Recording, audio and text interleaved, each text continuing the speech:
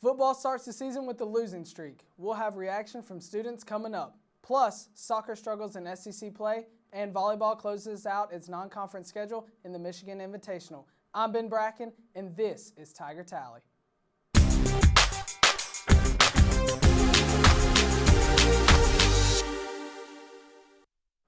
Over on the pitch, Auburn soccer faced SEC opponent South Carolina and fell to the Gamecocks 1-0. Auburn Tigers soccer took on their second SEC opponent Sunday night at the Auburn Soccer Complex. The Tigers faced the South Carolina Gamecocks in a match that was a battle to the end. The Tigers led the match in both shots and corner kicks, but ultimately fell to the Gamecocks 1-0. The lone goal of the match came at the 29th minute, when South Carolina's Savannah McCaskill headed the ball into the net. Fans poured into the stands after being fed barbecue by Auburn men's basketball coach Bruce Pearl. The fans also stayed through periods of rain and cheered the Tigers on throughout the night. Bree Folds led the Tigers with 4 shots on the night. The Tigers battled to the very end, having 7 shots on goal in the second half alone. The Tigers returned to action in a 2-match road trip series, first against Florida on Thursday and then Georgia on Sunday. For Eagle Eye Sports, I'm Sarah Palczewski. Soccer travels to Florida to face the Gators down in the Swamp on Thursday at 5, and then continue on the road to Athens to face the Bulldogs Sunday at 1. The SEC released the Auburn women's basketball schedule earlier this week. Here's a first look at who the Tigers will be facing this season. You're watching Tiger Tally on Eagle Eye TV, Channel 6.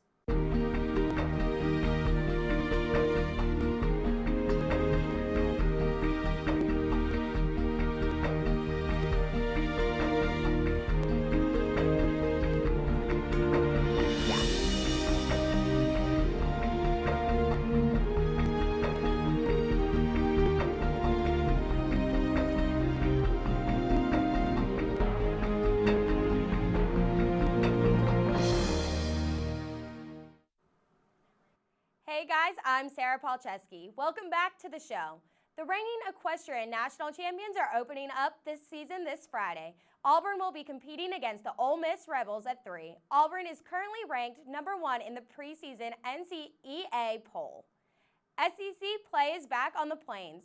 Let's see how the fans of both teams geared up for the game day.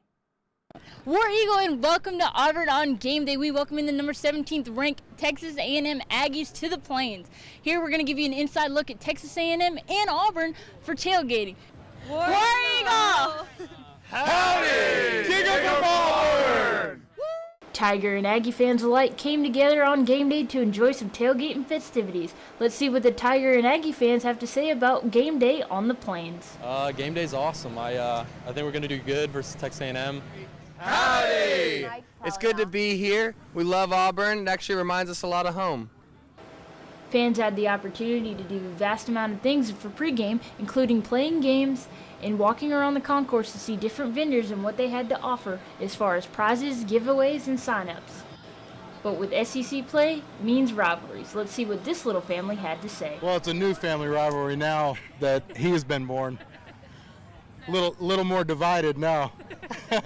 Mike says that as long as Auburn has shakers or pom-poms, he'll be an Auburn fan. Whether you say War Eagle or Gig 'em, at the end of the day, we're all here to cheer on the school that we love. My name is Erica Justiniano, and this is Eagle Eye TV. War Eagle to you, baby Mike. On to kick off, the Auburn Tigers opened up SEC play, falling to the 17th ranked Aggies. Football opened up SEC play versus the Texas A&M Aggies Saturday night. Lots of exciting things occurred on game day, including the game ball being delivered to Aubie by a drone. Sean White in the Auburn offense set the tone early as they drove down the field to set up this 1-yard Cameron Petway touchdown run to put the Tigers up 7-0 in the first quarter. Cameron Petway led the way for the Auburn offense as he rushed for 123 yards on the night. But it wasn't all good news for Auburn, as Trevor Knight and the Texas A&M Aggies racked up 247 yards passing, including this 51-yard pass to Josh Reynolds in the second quarter. John Franklin III came into the game at quarterback to try to give the Tigers life in the third quarter. Kerryon Johnson had 60 yards rushing on the night, including a 2-yard rushing touchdown in the fourth quarter. The Tigers fell to the Aggies by a score of 29-16. Auburn will welcome in LSU this Saturday for another SEC matchup. In Auburn, this is Erica Justiniano with Eagle Eye Sports.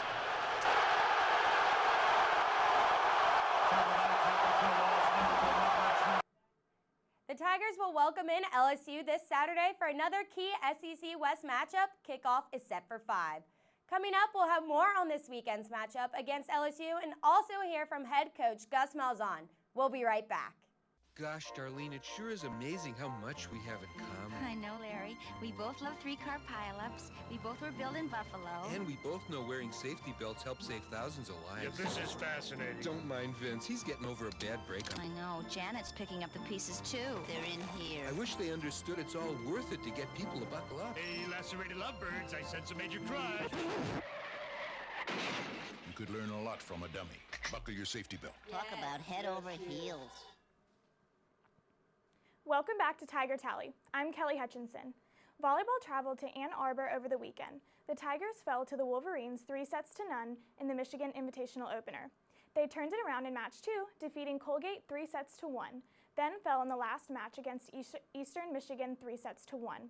Volleyball will be back in action to face the Tigers of LSU this Friday at 7.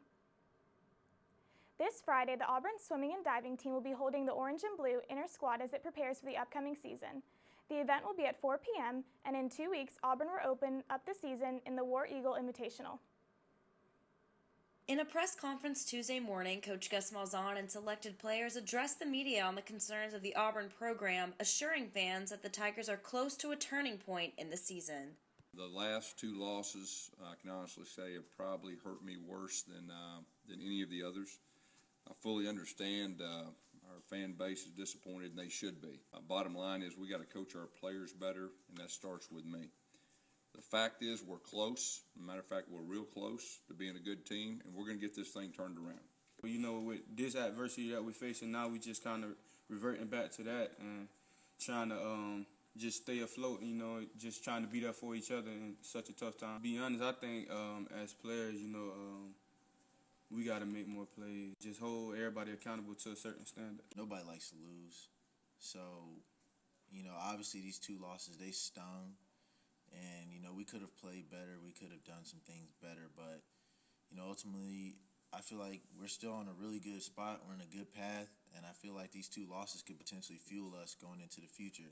It does feel like we're really close, you know, especially because, you know, really, if you look at the 2 losses we took, you know, they weren't like, you know, major blowout losses. So I do feel like we were just a few steps away or maybe a play here or there away from, you know, really breaking loose. I feel like we'll just do nothing but improve from this point forward. Auburn faces LSU this weekend on Saturday at 5 p.m. on ESPN, and we'll hold Gus to it to see if he can turn this program around. For Eagle Eye TV, I'm Lauren Christopher. You just heard from head coach Gus Malzahn, who spoke earlier this week and acknowledged the fans' frustrations and was even apologetic about it, saying that he feels their pain. He also announced that Shaun White will remain starting quarterback for the game. Auburn is now 1-2 through the season. However, many fans are still optimistic about Saturday's game. We're 1-2. Defense has been pretty good, and they come out every game and play well. Offensively, you know, we got a few things we need to pick up on and fix, but you know, I believe Coach Malzahn will do his part and get the offense rolling.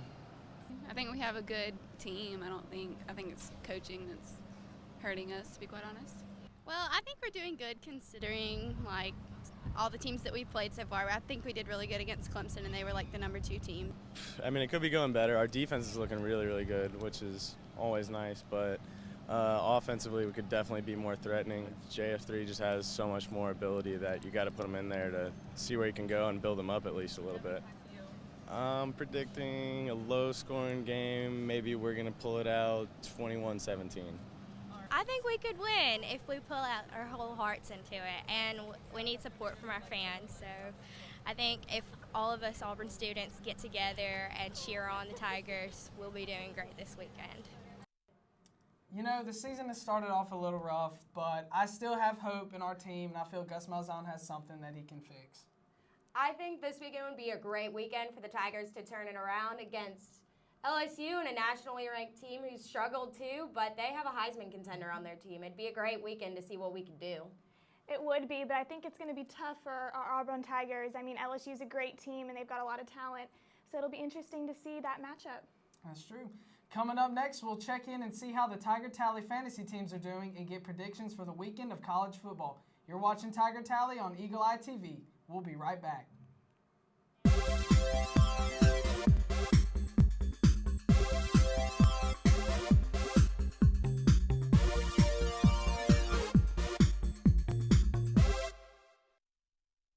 Another week has passed and more surprises have surfaced. I'm your host, Erica Justiniano, and this is the Fantasy Football Blitz on Tiger Tally. Here with me are a few members from the Tiger Tally Fantasy Football League who also happen to be our top 3 overall scorers. Jared, Meredith, Micah, how are you all doing today? Well, Team and McTeamface is on a roll right now, 2-0, so I'm doing very well, but I don't know about these two. Well, I mean, I'm 2-0 as well, so I guess you could say I'm doing okay. And I mean, I had a pretty good win this week, so I'm pretty happy about that. Following week 1, week 2 came with a few surprises. Only 3 teams remain undefeated. Winners from week 2 include Brooks, Joey, Jared, Micah, and Meredith. Another surprise this week was Meredith's team, the Deckers, who were predicted to only score 91.46 points, came away with an impressive 159.72 points, more than doubling her points the week before.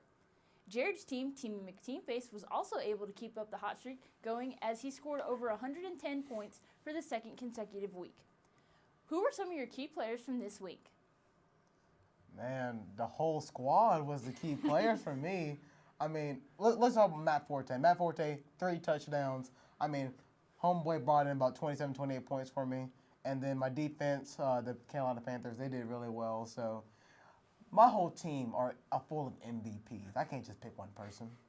I'm kind of the same way. Like this week, Brandon Marshall kind of got hurt and he kind of hurt his knee. And Eric Decker came to play. He scored 19 points and was only predicted to score like 3 or 4. And then Cam Newton, he always does pretty well. So he's been a key player for me already this season. If Ezekiel Elliott can cut back on the fumbles, I think he'll get even more points than he's had the past 2 weeks for me. And Vikings defense, if they keep it up, I mean, that's probably the MVP of my team right there. And the real team, to be quite frank. Week 3 matchups include One Last Shiva Blast versus Edomi Long Time, the Deckers versus It's On Like GronkyCon, the Best Team versus Honey Bunches of Oats, Bills Mafia versus Teenage Mutant Ninja Bortles, Team and McTeamface versus the Olivias. Tonight we have a battle of the undefeated teams with the Texans traveling to Foxborough to face the Patriots. With Jimmy Garoppolo suffering an injury late in the second quarter Sunday against the Dolphins and the duo of Vince Wilfork and J.J. Watt on the defensive side for Houston, how do you all see this game going? Oh, man. Houston, they've been surprising me lately. The Patriots are unknown right now at quarterback. I feel like they're a new backup quarterback. I mean, they've gone through so many. I forget his name. Brissett, I think it is. I expect them to do well. The New England offense is really easy to run, but I expect the Texans defense to get 2 of them, just like they did at Kansas City. Kansas City was a good team. They didn't look like it last week. So, give me the Texans. Why not? I think I'm going to go the other way. I mean, it's really hard to beat the Patriots in Foxborough. I think their record, I don't know how many losses they've had, but it's really, really small since Bill Belichick's come. So I'm going to pick the Patriots because every time I go against them when they're at home, I always lose. So I guess I have to be a tiebreaker here. That's a tough call between Houston. Houston, everything on paper says you should pick the Texans. They have a healthy team. Everything's fine. They're not playing with a third-string quarterback. But at the end of the day, I'm going with Belichick because he's probably the best coach that we've had in our lifetime. And so I'm just taking coaching over players' abilities in this one. Should be interesting how that matchup fans out. Now let's talk college football. This week is full of key matchups that could set the tone for the rest of the seasons. Who do you have in the number 19 Florida at number 14 Tennessee? The spread is 7 points, with Tennessee winning 71% odds over Florida. It's been 11 years since the Vols have beaten the Gators, and I'm going to have a hard time going against that record just because, but records are made to be broken, don't get me wrong. It's on the road. I haven't been thoroughly impressed with Tennessee this year. I feel like they have a really high potential, and every year it feels like they never really reach to what that potential is going to be. So until I see that, which could be this game, I'm not going to pick Tennessee in big games. Well, I think with the injury to Jack Del Rio for Florida, I think I'm going to go with the Vols. I think this record's going to be broken. The Vols have kind of gone off to like a really shaky start, but I think this is their one chance to kind of bring it back. Last week they played Ohio. Nothing against Ohio, but it's Ohio, for goodness sakes. No, I'm going to take Florida. Don't forget App State. Don't forget App State. Yeah, that was rough. I'm going to pick Florida just because they have the defense. I feel like in their system, a quarterback can come in and do decently well, and you don't got to be a good quarterback to beat Tennessee. That's blatantly obvious.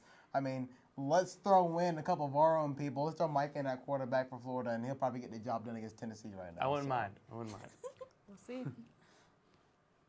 All right, the number 12 Georgia Bulldogs at the number 23 Ole Miss Rebels. Odds are that the Ole Miss Rebels are going to take over UGA by 75% spread in the 7-point win span. Who do you guys have? Look, I know Ole Miss is 1-2 right now. I know that doesn't look good, but Georgia struggled against Missouri. Missouri has literally nobody. And Nicholls State. And Nicholls State. Thank you for pointing that out. Ole Miss, they lost to Florida State. They lost to Alabama. They lost to two really good teams. And Alabama, they came back on. Florida State, they just lost the game. There's no reason for me to pick Georgia in this game. Give me the Rebels. I think I'm going to go the same way. I think Kirby Smart's magic's about to run out. The fact that they almost lost to Nicholls State is really kind of depressing in my opinion. And also, I think the way Ole Miss played against Alabama, the way they came back, I think that they're going to be able to beat Georgia. Georgia's really got to figure out what they're trying to do at quarterback position. Sounds like a team I know. The old ball coach once said, if you have two quarterbacks, then you have no quarterbacks. You got to have one team. The quarterback's a momentum position. Yes, we are struggling with that here, of course. So for that reason, granted, they are two very good quarterbacks at Georgia, which, is good for them. And I think Eason is going to be good. You saw what potential he had late there against Missouri.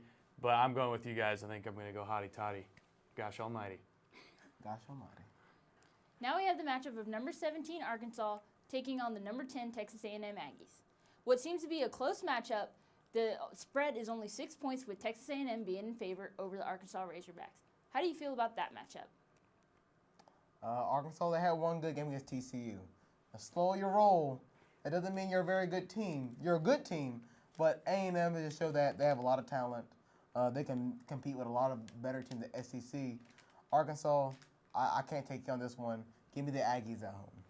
I'm definitely going to go with the Aggies, too. The way they played against Auburn, their offense looked to be clicking really well. I don't really know how Arkansas is going to go as they travel on the road to Texas A&M, so I have the Aggies.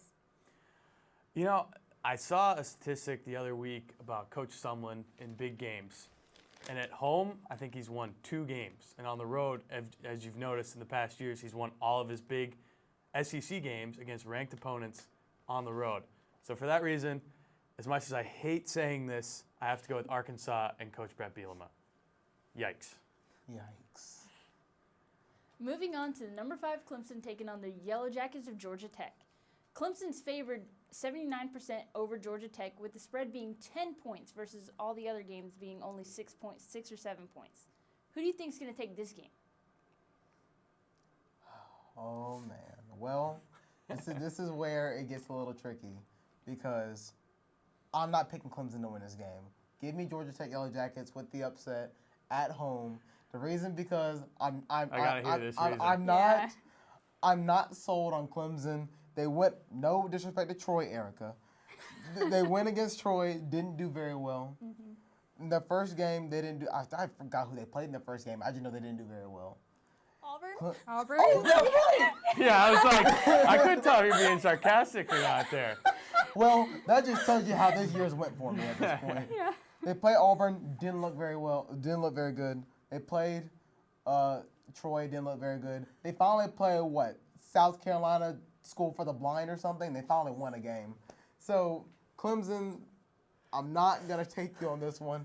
Come on, you can pick it up. You still can't get over that you didn't really play I'm going to go with Clemson in this one. Although I do agree, I think the triple option will give them fits. That's a hard offense.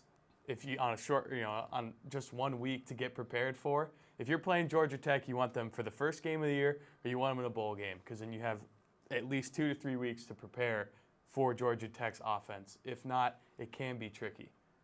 Well, I think I'm going to go for Clemson. They did win against Auburn. They did win against South Carolina State.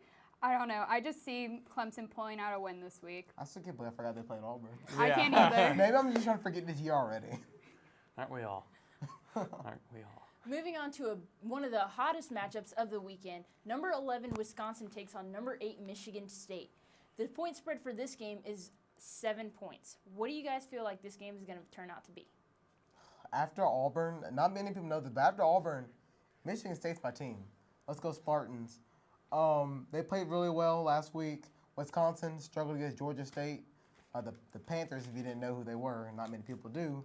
And Michigan State at home, Wisconsin struggling last week. I think it'll be a close game, but give me Michigan State. I'm going to go on the same page. I'm definitely going to pick Michigan State. The fact that Wisconsin almost lost to Georgia State, I lost a little bit of respect for them. Their defense is really good, but I'm taking Michigan State. Yeah, Michigan State's a team that's been getting no respect at all on a national scale this year. Wisconsin was a team that you thought, okay, they beat LSU, and now we're looking back at that as, okay, was that really a good win, or what does that actually mean? Since it's at Michigan State, I'll go with Michigan State. Go Sparty. Go Sparty. Now to what could be the closest matchup of the entire weekend, number 18 LSU at Auburn. Now, the spread for this one is closer than any of the other games. It's only a 4-point spread. Who do you feel is going to take this game? The Tigers, right, Jared? Sorry, did I take your joke? I took your joke. I wasn't going to say that. But I will say the one thing I don't want, I don't care how this game goes. I got to say this first. I do not want to end up on Leonard Fournette's highlight tape again like last year. Did you hear me, defense? Retweet. Like you saw that Bleacher Report video? That guy got thrown through the ground. I don't want that. But that being said, let's take it back. LSU, Auburn. Look, right now, it's not Sean White's fault what's going on with the offense. Nope. It's not Sean White's fault at all. I do think John Franklin's more explosive. He can create more big plays for Auburn. We're used to the big plays. That hasn't happened a lot. Sean White's that quarterback, I think will be okay. But Leonard Fournette, that offense is finally clicking. They found their quarterback.